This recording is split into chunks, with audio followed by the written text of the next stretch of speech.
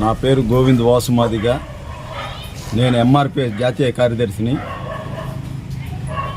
1994న ఈదిమూడిలో ప్రారంభించిన మాదిగ రిజర్వేషన్ పోరాట సమితి నేటికి 30 సంవత్సరాలు పూర్తయిపోయి ఈరోజు ప్రజా జీవితంలో కూడా ఎంఆర్పిఎస్ 30 సంవత్సరం అయిపోయిన తర్వాత కూడా మేము స్థిరంగా ఉన్నాము.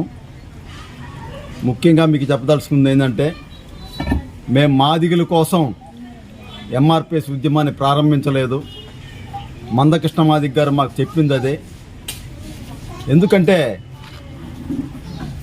మన స్వతంత్ర హక్కులే మనం సాధించుకుంటే ప్రజల్లో మనకు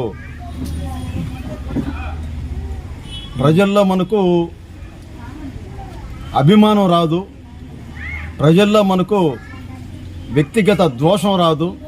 కాబట్టి ప్రజలు ఏ విధమైన బాధలు పడుతున్నారో, ప్రజలు ఏ విధమైన ఇబ్బందులు పడుతున్నారో అవన్నీ తెలుసుకొని నేను ఉద్యమాన్ని ప్రారంభిస్తాను అని చెప్పి గుండె జబ్బు పిల్లల కానించి స్టార్ట్ చేశాడు.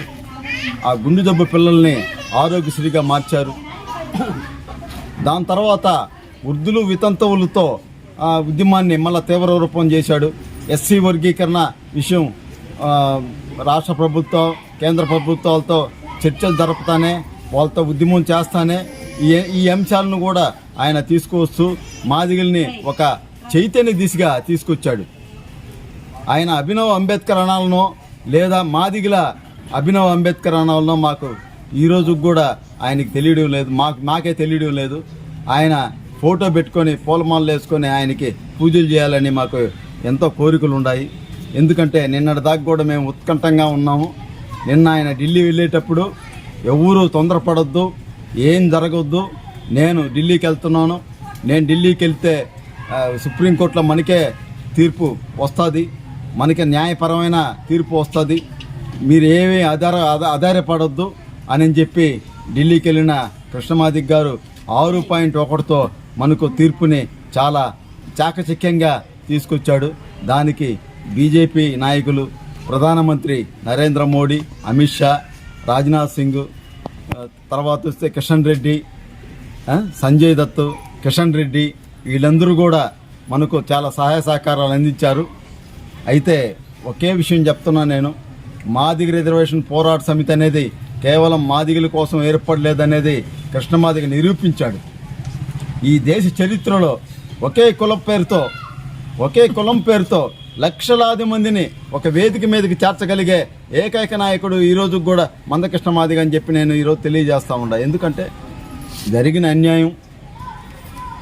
జరుగుతున్న అన్యాయాన్ని మేము పార్లమెంటు ద్వారా కానీ చట్టసభల ద్వారా కానీ మేము ఈరోజు ప్రభుత్వానికి తెలియజేయాలంటే ఒక మందకృష్ణ మాదిగ గారే మాకు ఏకైక నాయకుడు.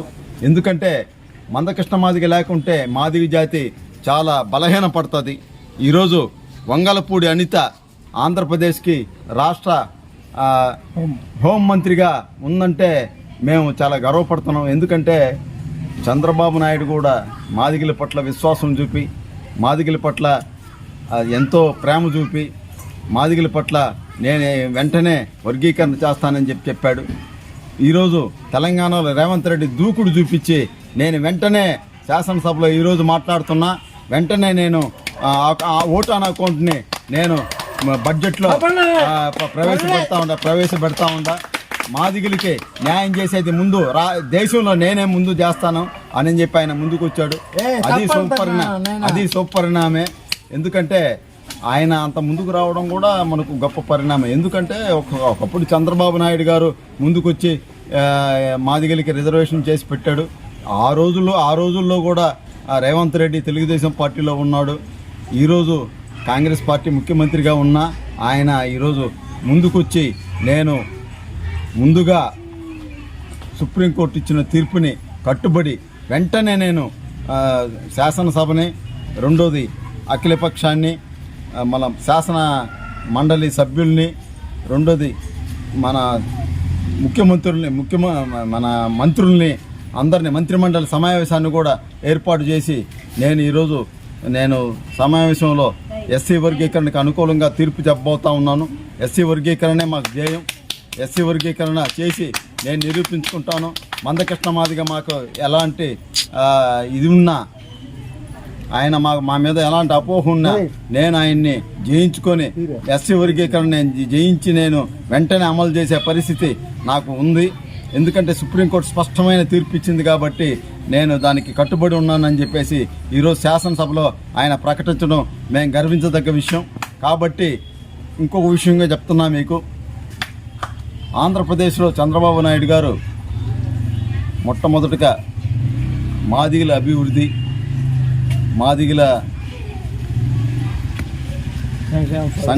సంక్షేమ, రెండోది విద్యా దీవెన, విద్యా పథకాలు అలాంటివి అనేది ఆయన అన్నీ ఆలోచించి ఆ రోజుల్లో ఆయన వర్గీకరణ రాష్ట్రపతి ఆమోదంతో చేశారు. ఆయన చేసిన ఆమోదాన్ని ఆ రోజుల్లో కాంగ్రెస్ ప్రభుత్వ పెద్దలు వైఎస్ రాజశేఖర రెడ్డి సుప్రీంకోర్టులో వేరే పిటిషన్ వేసి కొట్టివేయించడం జరిగి మళ్ళా మసిపూసి మారేడికాయ చేశాడు రాజశేఖర రెడ్డి. అలాంటిది ఈరోజు కాకుండా ఖచ్చితమైన నిర్ణయంతో మోడీ గారు మనకు మంచి అవకాశం ఇచ్చి ఈరోజు ఆగస్టు 1వ తారీఖున రోజు మనకి ఇంత పెద్ద తీర్పు ఇవ్వడం అనేది మనం చాలా గర్వించదగిన విషయం.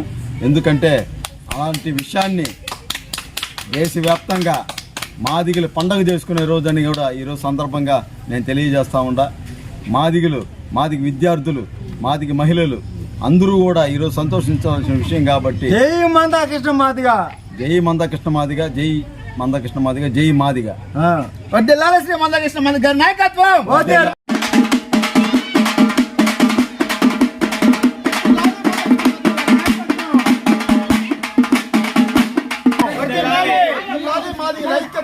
కృష్ణ మాదిగ గారి నాయకత్వం, లాలి గౌరవ శ్రీ మందకృష్ణ మాదిగ గారి నాయకత్వం, లాలి గౌరవ శ్రీ మందకృష్ణ మాదిగ గారి నాయకత్వం, లాలి గౌరవ శ్రీ మందకృష్ణ మాదిగ నాయకత్వం, అభినవ్ అంబేద్కర్ మందకృష్ణ మాదిగ జోహార్, జిందాబాద్. అభినవ్ అంబేద్కర్ కృష్ణ మాదిగ జిందాబాద్.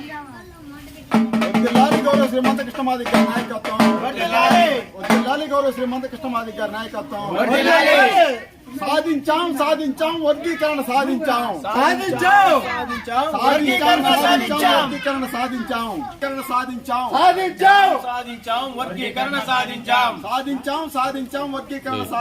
మందకృష్ణ మాదిగ గారి నాయకత్వం, గౌరవ శ్రీ మందకృష్ణ మాదిగ గారి నాయకత్వం. సాధించాం ఎస్సీ వర్గీకరణ సాధించాం. వర్ధిల్లాలి శ్రీ మందకృష్ణ గారి నాయకత్వం.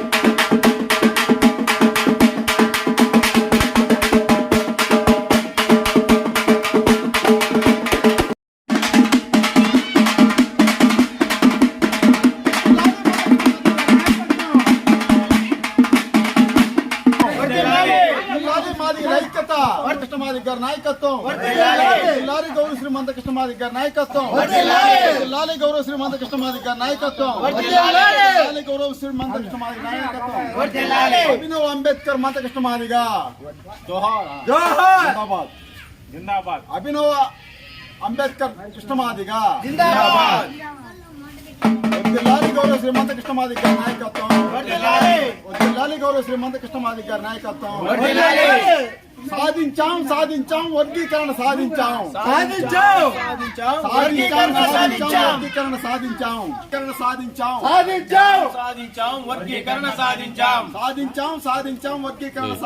మందకృష్ణ మాదిగ గారి నాయకత్వం, గౌరవ శ్రీ మందకృష్ణ మాదిగ గారి నాయకత్వం. సాధించాం ఎస్సీ వర్గీకరణ సాధించాం. వర్ధిల్లాలి శ్రీ మందకృష్ణ గారి నాయకత్వం.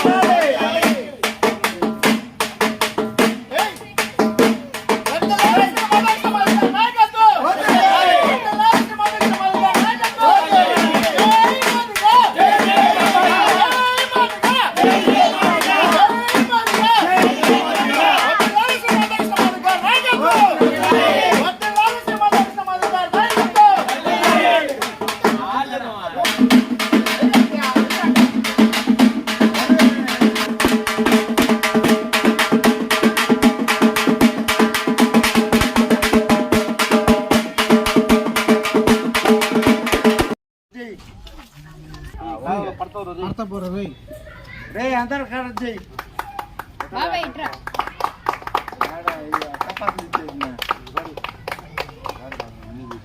రా బాబాయ్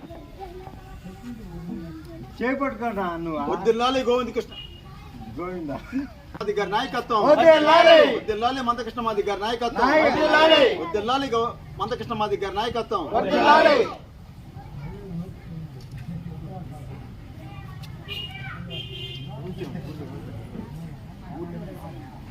గోవిందలో పెట్టుకుంటే మరిన్ని అప్డేట్స్ కోసం మన HN9 టీవీ ఛానల్ ని సబ్స్క్రైబ్ చేసుకోండి.